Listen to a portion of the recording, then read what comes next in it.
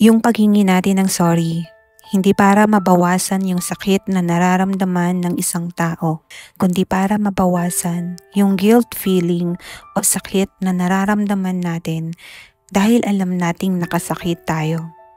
The damage has been done and it's irreversible.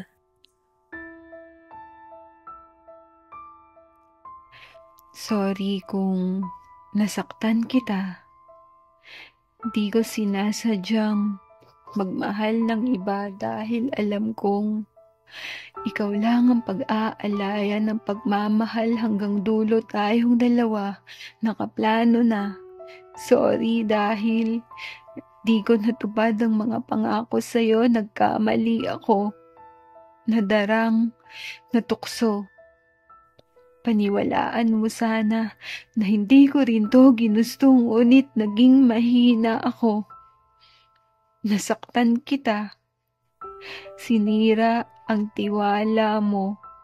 At kahit ano pang gawin ko, ay hindi mo ko mapapatawad, pero gagawin ko lahat.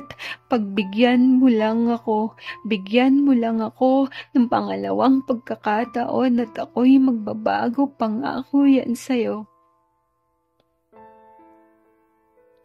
Magbabago ako para sa ating dalawa at nangangakong hindi na muling sasaktan pa. Sorry.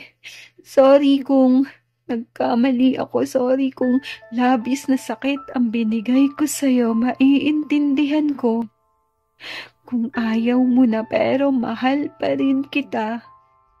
Ikaw pa rin ang gusto kong makasama.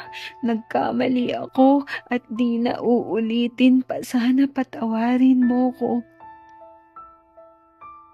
Hindi man ngayon, pero sana mapatawad mo ko. At sa panahon na yun, kung handa ka na natanggapin ulit ako, sana may lugar pa ako dyan sa puso mo.